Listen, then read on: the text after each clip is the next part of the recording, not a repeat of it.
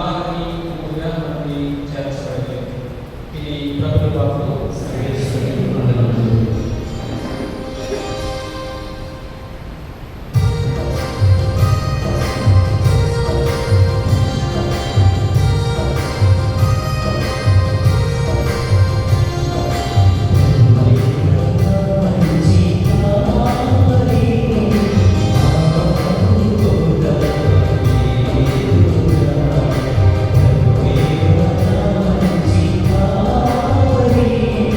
నా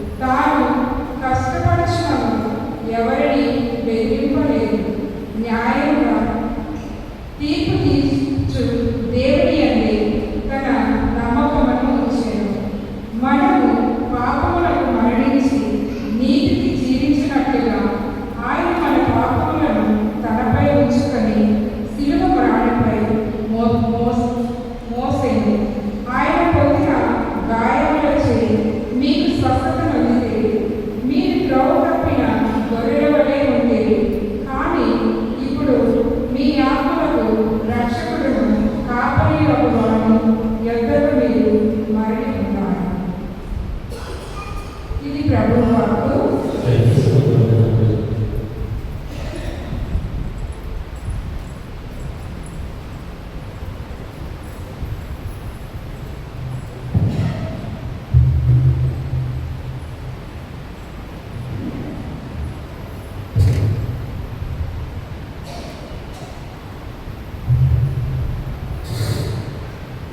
దేవుని బిడ్డలారా, మీ యొక్క పరిశుద్ధ దేవుని పూజలో మన యొక్క ప్రార్థనా సహాయాన్ని ద్వారా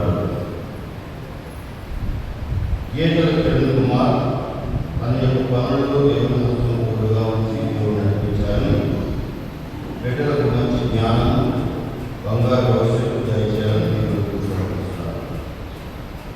గీతల అనేది చల్లారాలు మరణించిన మీ ఆత్మకు ప్రభుత్వం చేసిన దయచేయాలని దేవుడు తమరాలు బలంగా వారి ఆత్మకు ప్రభుత్వం చేసిన దయచేయాలని దేవుడు కూర్చోబడుతున్నారు.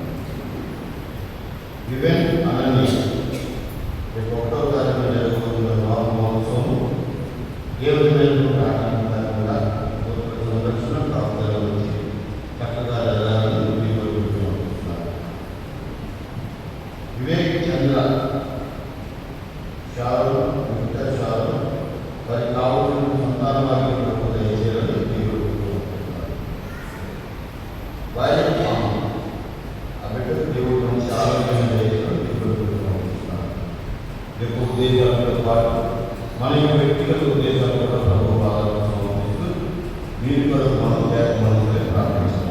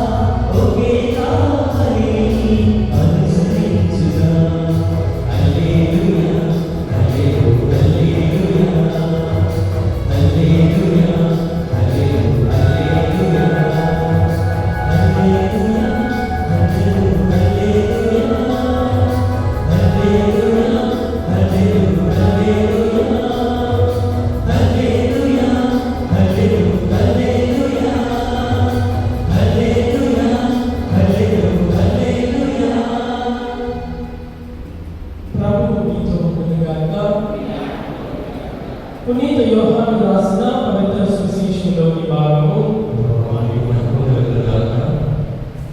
10వ అధ్యాయము 1వ వచనం నుండి 10వ వచనం వరకు. యోహాను సువార్త 10వ అధ్యాయం 1వ వచనం నుండి 10వ వచనం వరకు. నేను మీతో నిశ్చయముగా చెప్పుట ఏమనగా, గొర్రెల గుడిలోనికి ద్వారమును ప్రవేశింపగా వేరొక మార్గమున ఎక్కి వచ్చువాడు దొంగ దోపిడీకారుడై ఉన్నాడు. ద్వారమున ప్రవేశించువాడు గొర్రెల కాపరి. కాపరివాడు వానికి తలుపు తీయును. గొర్రెలు వాని స్వరమును గుర్తించును. అతడు తన గొర్రెలను పేరు పేరున పిలిచి బయటకు తోలుకొని పోవును. తన గొర్రెలను అన్నింటినీ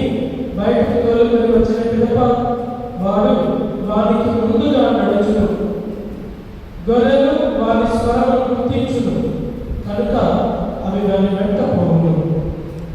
అవి పరాయి వాడి స్వరములు ఎరుగవు కనుక అవి వారి వెంట వెళ్ళక దూరంగా పారిపోవును. యేసు వారికి ఈ దృష్టాంతమును వినిపించను, కానీ ఆయన చెప్పుచున్నదేమో వారు గ్రహింపలేకపోయి. అందుచే యేసు మరలా ఇట్లు చెప్పెను, గొర్రెల పోగు ద్వారమును నేనే అని మీతో నిశ్చయముగా చెప్పుచున్నాను. నాకు ముందుగా వచ్చిన వారందరూ దొంగలు, దోపిడీగాండ్రులు. గొర్రెలు వారి స్వరమును ఆలకింపలేదు. నేనే ద్వారమును. ఎవడేని నా ద్వారా ప్రవేశించిన ఎడల వాడు రక్షణ పొందును. అతడు వచ్చుచూ పోవచూ ఉండును. వానికి మేత లభించును. దొంగవాడు దొంగిలించుటకు, హత్య చేయుటకు, నాశనం చేయుటకు మాత్రమే వచ్చును. నేను జీవమునిచ్చుటకు, దానిని సమృద్ధిగా ఇచ్చుటకు వచ్చి ఉన్నాను. ఇది క్రీస్తు సువిశేషము. క్రీస్తు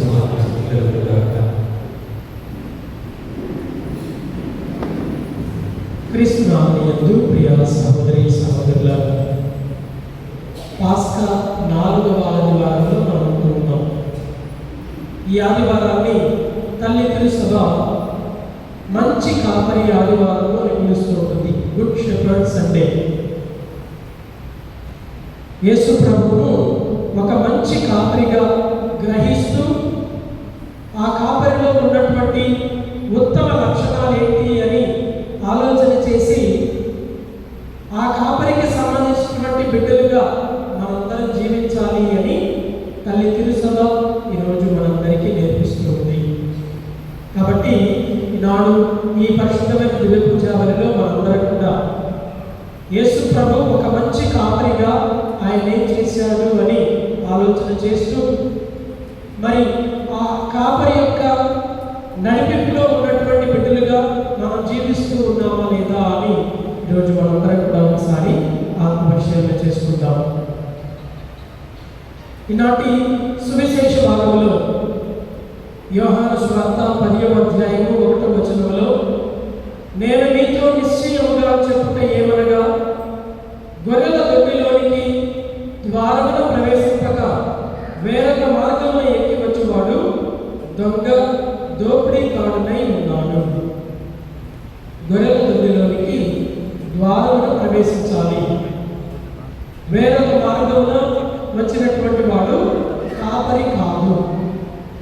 అంటే మనందరినీ నడిపిస్తున్నాము అనేటువంటి పేరుతో, మనందరికీ మంచి మార్గం చూపిస్తున్నాము అనే ఆలోచనతో అనేక మంది మన దగ్గరకు వస్తారు. వాళ్ళందరూ కాపరులు కాదు, వాళ్ళందరూ మంచి కాపరులు అయితే కానే కాదు అని ఈరోజు ప్రభు చాలా నిశ్చయంగా నేను చెబుతున్నాను అంటూ ఉన్నాను. నిశ్చయంగా అంటే ఏ సందేహం లేకుండా దృఢంగా గట్టిగా నేను బల్ల బుద్ధి చెప్తున్నాను అంటాం కదా, అలా చెప్తున్నాను అంటున్నాడు ప్రభు. ఏమని? ఇదిగో దొంగలు, దోపిడీకారులు అనేక మంది మిమ్మల్ని ప్రలోభ పెట్టడానికి, నేను చెప్పేదే కరెక్ట్, నేను అన్న విధంలోనే మీరు జీవించాలి అని అనేక మంది మీ దగ్గరికి వస్తారు. వాళ్ళందరి మాటలు నమ్మి మీ జీవితాన్ని దారి తప్పే విధంగా జీవించొద్దు, మీ జీవితాన్ని పాపంలో పడవేసుకోవద్దు అని ప్రభు ఈరోజు మనందరినీ హెచ్చరిస్తూ ఉన్నాడు. కాపరి యొక్క స్వరాన్ని గుర్తించేటువంటి బిడ్డలుగా మనందరం ఉండాలి అని ఈరోజు ప్రభు మనందరికీ చాలా ఖచ్చితంగా తెలియపరుస్తూ ఉన్నాడు. ప్రియమైనటువంటి సహోదరి సహోదరులు, అలనాడు యేసు ప్రభు జీవించినటువంటి సమయంలో పరిసయ్యులు, ధర్మశాస్త్ర బోధకులు, సద్దూకయ్యులు, రోమ రాజ్యానికి సంబంధించినటువంటి అధికారులు, ఇంకా అనేక మంది పెద్దలు, వీళ్ళందరూ కలిసి చాలా నియమ నిబంధనలు చేసేవారు. చాలా రూల్స్ అండ్ రెగ్యులేషన్స్ ఎలా ఉండేవంటే పాటించడానికి చాలా కష్టతరంగా ఉండేవి. వాటిని మీరితే శిక్షలు వేసేవారు, ఘోరమైనటువంటి శిక్షలు వేసేటువంటి వారు. యావే దేవుణ్ణి మాత్రమే పూజించాలి. యావే దేవుణ్ణి పూజించకుండా వేరొక దేవుణ్ణి పూజిస్తే ఏం చేసేవాళ్ళు? వెంటనే రాళ్ళతో కొట్టి చంపేవారు. దైవ దూషణ కింద రాళ్ళతో కొట్టి చంపేవారు. బందిపోటు దొంగలు అని ముద్ర వేసి, దొంగలు అని ముద్ర వేసి, అనేక రకాలైనటువంటి వ్యసనాలకు గురైనటువంటి వారు అని ముద్ర వేసి శిలువ మరణానికి వేసేవారు. ఇలాగా ఆ కాలంలో చిన్న చిన్న తప్పులకు పెద్ద పెద్ద శిక్షలు ఉంటూ ఉండేవి. ఈ విధంగా ప్రజలందరినీ భయభ్రాంతులుగా చేసి భయముతో వారిని దేవుణ్ణి నమ్ముతూ జీవించమని చెప్తూ ఉండేవారు. ఆ సమయంలో యేసు ప్రభు వారి వద్దకు వచ్చి, నేను మంచి కాపరిని, గొర్రెల గురించి కాపరికి ప్రతి ఒక్కటి తెలుసు. తర్వాత మాటలు మనం చూస్తాం చూడండి. యోహాను సువార్త 10వ అధ్యాయము 3వ వచనం. కావలి వాడు వానికి తలుపు తీయును, గొర్రెలు వాని స్వరమును గుర్తించును, అతడు తన గొర్రెలను పేరు పేరుగా పిలిచి బయటకు తోలుకొని పోవును. కాపరికి ప్రతి ఒక్కరూ పర్సనల్గా తెలుసు. ఈరోజు దేవాలయానికి వచ్చిన ప్రతి ఒక్కరిని ఆశీర్వదిస్తారు అనుకోవద్దు. ఎవరైతే ఇక్కడ కూర్చున్న మనందరిలో ఆ కాపరి యొక్క స్వరాన్ని గుర్తించి ఆయనకు యోగ్యమైనటువంటి జీవితాన్ని జీవించడానికి సిద్ధపడతారో, ప్రయత్నం చేస్తారో, వారందరినీ ప్రభువు గమనిస్తూనే ఉంటాడు, వారందరినీ ఆశీర్వదిస్తాడు.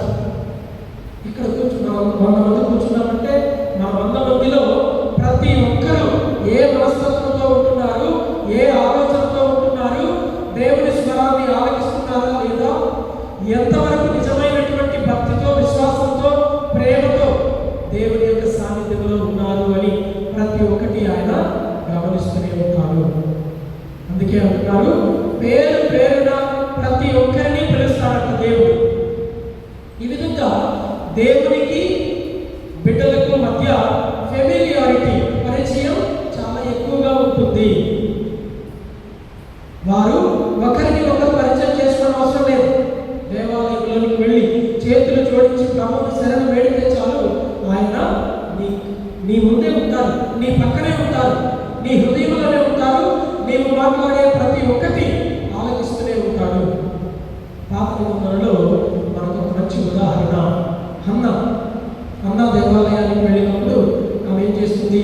ఆమెకు గర్భం లేదు, పిల్లలు పుట్టలేదు, ఎంతో కాలమైంది పెళ్ళై, పిల్లలు పుట్టలేదు, ఏడుస్తూ ఉంది.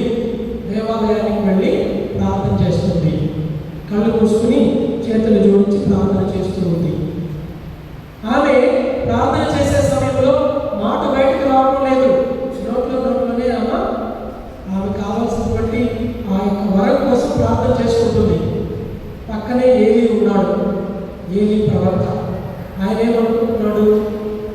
ఇదిగో ఈమె తాగొచ్చింది, ఈమె తాగి వచ్చి మాట కూడా బయటకు రాకుండా నోట్లో ఏదో గొడుగుతుంది అనుకున్నాడు. కానీ మనం చూస్తూ ఉంటాం దేవుడు ఎలా తన యొక్క హృదయాన్ని గమనిస్తూ ఉన్నాడు. హన్నా యొక్క హృదయాన్ని ప్రభువు గమనిస్తూ ఉన్నాడు. అన్నా కన్నీటితో ప్రార్థన చేస్తూ ఉంటే ప్రభువు ఆలకిస్తూ ఉన్నాడు. ప్రభువు కూడా ఆ సమయంలో ఆమె పక్కనే ఉన్నాడు. ఆమె పక్కనే ఉండి ఆమె కోరుకునేటువంటి కోరికేంటో ఆలకించి ఆమెకు గర్భాన్ని ప్రసాదించాడు. ఈ విధంగా ప్రభువు ఒక మంచి కాపరిగా ప్రతి ఒక్కరిని తెలుసుకొని ఉంటాడు. మన బయట సమాజంలో మనం చూసినప్పుడు గొర్రెల కాపరులు ఎన్ని గొర్రెలు తోలుకెళ్తారు? ఒక్కొక్క కాపరి ఒక్కొక్క గొర్రె తోలుకెళ్తారు కదా. ఒక కాపరి కనీసం ఒక 100, 200, 300 గొర్రెల్ని తోలుకొని వెళుతూ ఉంటాడు. ఒక 300 గొర్రెలు తోలుకెళ్తున్నాడు అనుకుందాం. ఆ 300లో ఒక గొర్రె మిస్ అయింది. ఆయనకు తెలిసిందా తెలియదా? గమనిస్తాడు. ఒక గొర్రె మిస్ అయింది అని అతనికి అర్థమైపోయిందంటే ఆ 300 గొర్రెలు అతనికి చాలా పరిచయం. అతనికి ఆ 300 గొర్రెలు చాలా చక్కగా తెలుసు. కాబట్టి ఆ 300లో ఒకటి మిస్ అయిందంటే వెంటనే తన కుమార్తెనో లేకపోతే అతని భార్యను పిలిచి, ఈ గొర్రెలన్నింటినీ నేను చూసుకో, నేను వెళ్ళి తప్పిపోయినటువంటి దానిని వెతికి తీసుకొస్తాను అని చెప్పి ఎక్కడికైనా సరే బయలుదేరి వెళ్తూ ఉంటాడు. ఇదే ప్రభువులో ఉన్నటువంటి గొప్ప సుగుణం. మన మంచి కాపరి అయిన ప్రభువు మనందరి గురించి, ప్రతి ఒక్కరి గురించి పర్సనల్గా తెలుసు. నీ మనసు ఏంటి, నీ తలంపులేంటి, నీ ఆలోచన ఏంటి, నీ క్రియలేంటి, రేపటి రోజు నువ్వేం చేయబోతున్నావు, ప్రతి ఒక్కటి దేవుడు నీ పక్కనే ఉండి గమనిస్తూనే ఉంటాడు. ప్రతి ఒక్కటి దేవుడు చూస్తూనే ఉంటాడు. అది మన మంచి కాపరి, ఆయనలో ఉన్నటువంటి సుగుణం. అంటే ఈరోజు మనం తెలుసుకోవాల్సింది ఏంటంటే, నేను నమ్మకున్న నా దేవుడు నా వెన్నట్టి ఉంటాడు ఎప్పుడు కూడా. నేను ఆయనకు తెలుసు, నన్ను పేరు పెట్టి పిలుస్తాడు, నేను చేసే ప్రతి పని ఆయన గమనిస్తూనే ఉంటాడు. కాబట్టి నేను జాగ్రత్తగా ఉండాలి.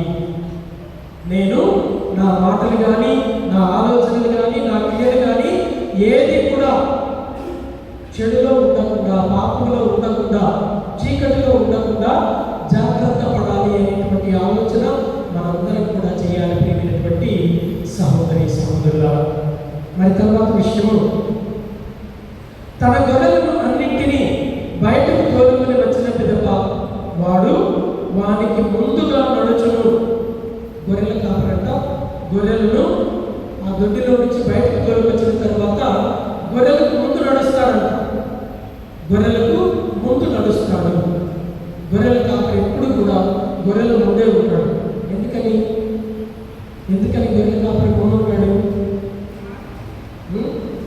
గొర్రెల్లో ఉన్నటువంటి సహజమైన గుణం ఏంటంటే, ముందున్న వ్యక్తి లేకపోతే ముందున్న గొర్రె ఎలా నడిస్తే ఇది కూడా అలాగే నడిచింది. ఏదైనా చిన్న నీళ్ళ గుండ వచ్చిందనుకోండి, ఒక గొర్రె దూకిందనుకో అన్నీ దూకుతాయి, తర్వాత అన్నీ దూకి వెళ్తాయి. ఈ విధంగా గొర్రెల కాపరి ఎందుకు ముందుంటాడు అంటే, ఆయన కరెక్ట్ పద్ధతిలో నడిస్తే ఆయన వెనుక ఉన్న ఈ గొర్రెలన్నీ ఆయన వెనక నడవాలి అనేటువంటి ఆలోచనతో గొర్రెల కాపరి గొర్రెల ముందు ఉంటాడు. అలాగనే మన కాపరి అయినటువంటి, మన ఉత్తమ కాపరి, మంచి కాపరి అయినటువంటి యేసు ప్రభు మనకు ముందు నడిచాడు. మనకు ముందు నడిచి మనకు చూపించాడు. ఎలాగా? విధేయతతో ఉండటం చూపించాడు. ఎంత కష్టం వచ్చినా సహించడం చూపించాడు. ఎన్ని వేదనలు వచ్చినా వాటినన్నిటినీ భరించడం ఆయన మనకు నేర్పించాడు. విశ్వాసంలో ఏ రోజు కూడా పడిపోకుండా ధైర్యంగా నిలబడటం అంటే ఏంటి అని ఉత్తమ కాపరిగా యేసు ప్రభు ఈరోజు మనందరికీ నేర్పిస్తూ ఉన్నాడు. కాబట్టి మనం నేర్చుకోవాల్సింది ఏంటంటే, ఆయనలాగా తండ్రి దేవులకు ఎప్పుడు కూడా విధేయులుగా ఉండటం నేర్చుకోవాలి. ఎప్పుడు కూడా మన జీవితంలో వచ్చే కష్ట నష్టాలను చూసి, భయాందోళనలు చూసి భయపడిపోయి వెనక్కి వెళ్ళిపోవటం కాదు, ధైర్యంగా ముందుకు వెళ్ళాలి. ఎన్ని వేదనలు వచ్చినా విశ్వాసంలో మాత్రం నేను ఏనాడు వెనకడుగు వెయ్యను, నా విశ్వాసంలో నేను దృఢంగా నిలబడతాను అని మనం నమ్ముకున్నటువంటి మన యేసు ప్రభువును చూసి మనందరం కూడా అదే బాటలో నడవాలి అని మంచి కాపరి అయినటువంటి యేసు ప్రభు ఈరోజు మనందరికీ నేర్పిస్తూ ఉన్నాడు. ప్రియమైనటువంటి సహోదరి సహోదరుల, కాబట్టి అలాంటి ఉత్తమ కాపరి అడుగు జాడలలో నడిచేటువంటి బిడ్డలుగా మనందరం ఉంటున్నామా లేదా అని ఈరోజు మనం ఆత్మ పరిశీలన చేసుకోవాలి. చివరిగా యోహాను సువార్త 10వ అధ్యాయం 7వ వచనంలో యేసు మరలా ఇట్లు చెప్పెను, గొర్రెలు పోగు ద్వారమును నేనే అని మీతో నిశ్చయముగా చెప్పుచున్నాను. గొర్రెలు పోగు ద్వారమును నేనే. మన ఇంట్లోకి వెళ్ళాలంటే ద్వారం ఉండాలి, దేవాలయంలోకి రావాలంటే ద్వారం ఉండాలి, రేపటి రోజున పరలోకంలోకి వెళ్ళాలంటే ద్వారం ఉండాలి కదా. ఆ ద్వారం ఎవరంటారు? యేసు ప్రభువే అని ఈరోజు ప్రభు చెప్తున్నాడు. మీకు నిత్య జీవం కలగాలన్నా, మీరు పరలోక రాజ్యంలో అడుగు పెట్టాలన్నా యేసు ప్రభుని ద్వారా మాత్రమే మీరు వెళ్ళగలుగుతారు. ఆనాడు పరిసయ్యులు చెప్పినట్లుగా, ధర్మశాస్త్ర బోధకులు చెప్పినట్లుగా, ఇంకా మన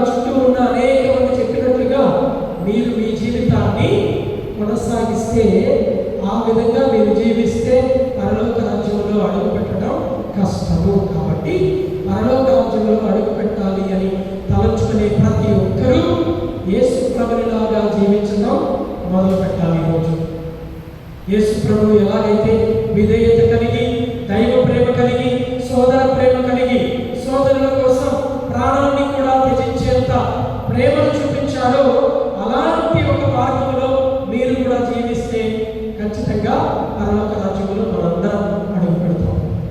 లేకపోతే దారి తప్పినటువంటి గొర్రెలలాగా, తప్పిపోయినటువంటి కుమారులాగా మనందరం కూడా దారి తప్పేటువంటి పరిస్థితి మన జీవితంలో ఏర్పడుతూ ఉంటుంది. ప్రియమైనటువంటి సహోదరి సహోదరులారు, కాబట్టి నాడు ఈ పరిశుద్ధమైన దివ్య పూజా వేళలో మనందరం మన మంచి కాపరి అయినటువంటి యేసు ప్రభు మనకు అండగా ఉన్నందుకు ఆనందిస్తూ, ఆ ప్రభు మంచి కాపరిగా మనకు నేర్పించేటువంటి ప్రతి గుణగణాన్ని మనం నేర్చుకొని ఆయన నేర్పించిన విధంగా జీవించే ప్రయత్నం చేద్దాం. ఖచ్చితంగా మన ప్రయత్నాన్ని దేవుడు ఆశీర్వదిస్తాడు. మనందరినీ పరలోక రాజ్యంలో, నిత్య జీవంలో ఆ దేవుడు ఖచ్చితంగా చేరుస్తూ ఉంటాడు. అందరం లేచి నిలబడి మన యొక్క విశ్వాసాన్ని వెల్లడి చేసుకుందాం. పరలోకమును భూలోకమును ఇతర